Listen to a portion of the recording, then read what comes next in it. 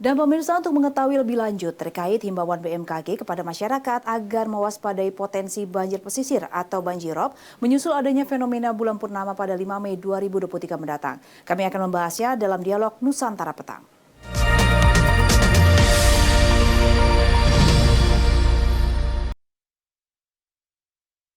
Ya pemirsa, telah terhubung bersama kami pada sore hari ini Kepala Pusat Meteorologi Maritim Bapak Eko Prasetyo MT. Selamat petang Bapak Eko. Selamat petang Mbak Kati. Iya, Bapak, bagaimana penjelasannya mengenai adanya fenomena bulan purnama yang nanti akan terjadi pada 5 Mei yang dapat berpotensi terjadinya banjirop? Bagaimana, Pak?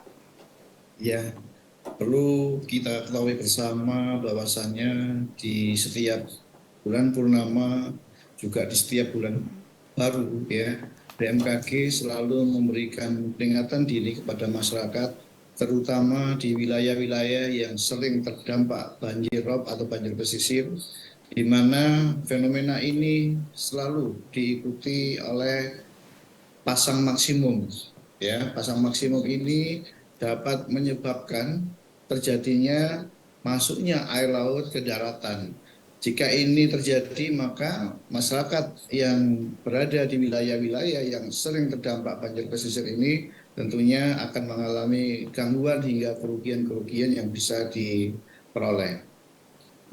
Iya, tadi di paket sebelumnya telah dijelaskan bahwa banyak wilayah-wilayah yang memiliki potensi besar terjadinya banjirop. Itu wilayah mana sih Pak yang harus paling mewaspadai terjadinya nanti pada saat 5 Mei nanti? Iya, memang kalau kita petakan untuk wilayah yang paling perlu waspada adalah di pesisir utara Jawa Tengah, termasuk Semarang, Demak, Kalongan, Kendal, Batang, Pati, Jepara, Rembang, dan juga Brebes. Ini adalah wilayah-wilayah yang terpetakan sering terdapat banjir rob.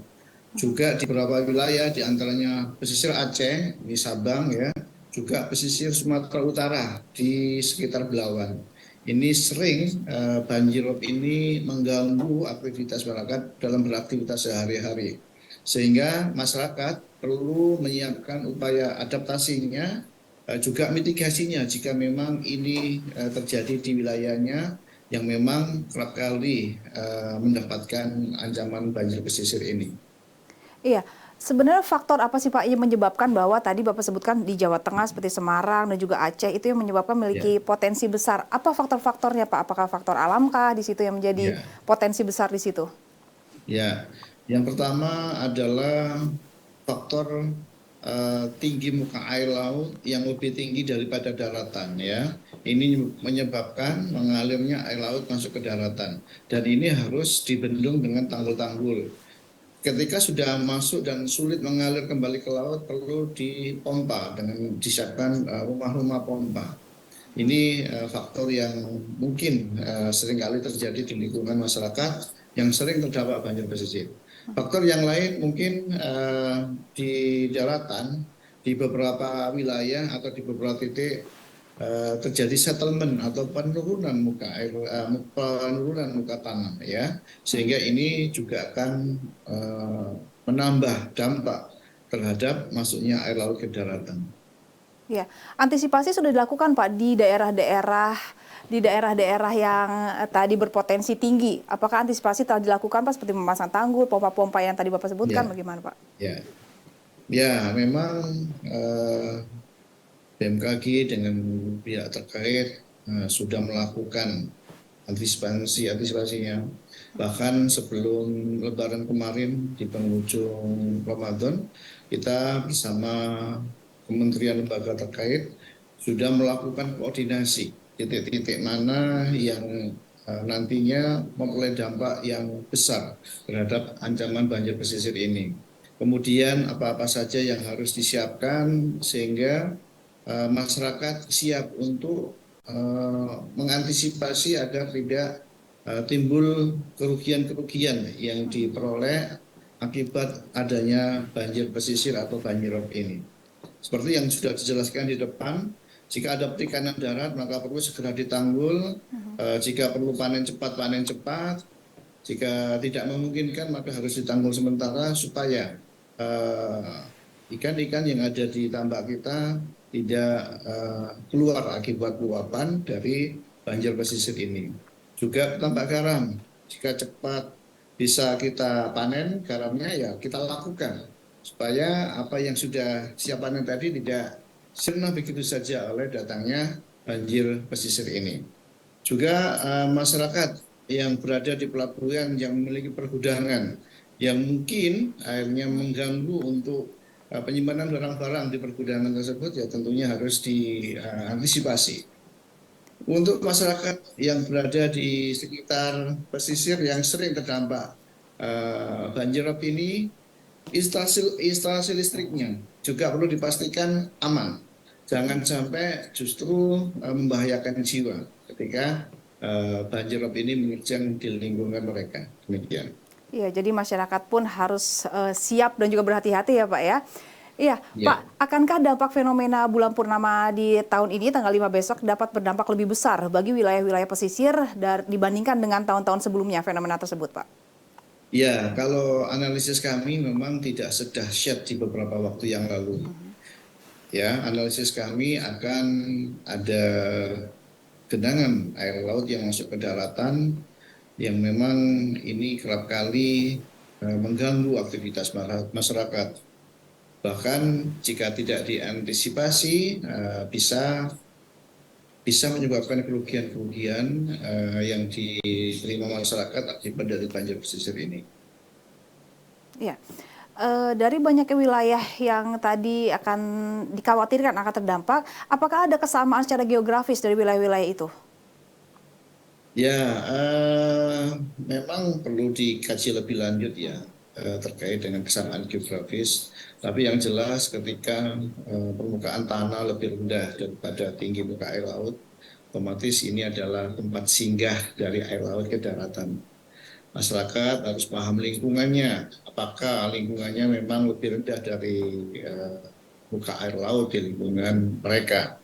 Kemudian ketika di daerah atau wilayah masyarakat yang sering terdampak banjir pesisir ini, ketika terjadi hujan lebat, pastikan saluran air yang menampung air hujan itu bisa lancar masuk ke laut. Tidak ada sumbatan, juga tidak ada hambatan-hambatan yang lain. Ini agar apa yang diterima akibat hujan lebat ini tidak menjadi tambahan dampak ketika pasang ini tiba, sehingga semakin sulit nanti air hujan yang di daratan ini masuk ke laut. Ini harus diantisipasi oleh masyarakat terhadap lingkungannya jika berbarengan dengan potensi hujan lebat di wilayahnya. Iya. Nah, ini memang fenomena Pak terjadi sehingga mengakibatkan banjirop. Nah, hal-hal yang mengakibatkan tersebut apakah pemukiman warga dan tadi juga Bapak menyebutkan bahwa adanya saluran air yang tersumbat itu menjadi penambah potensi terjadinya banjirop di wilayah di Indonesia, Pak? Oh, enggak. Itu tadi kan hanya antisipasi sebab atau faktor lainnya. Yang jelas banjirop ini ada atau tidak adanya hujan, ada atau tidak adanya saluran ketika masuk fase purnama atau bulan baru Hijriah ya. Ya. Ini menyebabkan air laut lebih tinggi biasanya dari normalnya atau terjadi pasang maksimum. Jika terjadi pasang maksimum ini dan kebetulan muka air lautnya lebih tinggi daripada daratannya, maka itu akan mendorong air laut masuk ke daratan. Iya. Eh, Seharusnya Pak, pemukiman penduduk dari pesisir itu baiknya itu seberapa jauh sih Pak radiusnya sehingga tidak terjadinya risiko-risiko yang mengakibatkan masyarakat ini memiliki kerugian yang besar gitu Pak? Ya, memang sebaiknya masyarakat menghindari bertempat tinggal atau berdiam diri di daerah pesisir ya. Daerah pesisir itu adalah daerah yang berbatasan atau dari garis pantai itu hingga sekitar bisa sampai mulai dari 200 meter hingga 10 kilometer ya. Sebetulnya itu ya. Itu disebut daerah pesisir. Namun dalam faktanya memang masyarakat ini kan sudah terlanjur berdiam diri di sana.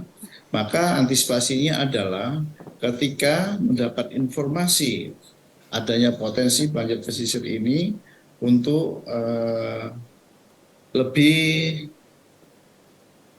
mengecek kembali atau melihat kembali lingkungannya seberapa bahaya jika banjir pesisir ini hadir di lingkungan mereka. Apakah akan membawa dampak rusaknya bangunan atau robohnya bangunan? Apakah membawa dampak gangguan aliran listrik dan lain-lain sebagainya, itu harus dicermati oleh masyarakat sendiri yang lebih tahu lingkungannya. Demikian Mbak Kerti. Ya, baik Pak, nanti kita akan membahasnya lebih lanjut di segmen berikutnya. Tetap bersama kami pemirsa, karena kami masih akan kembali berbincang terkait potensi banjirop di sejumlah wilayah di Indonesia bersama dengan Pak Eko Prasetyo.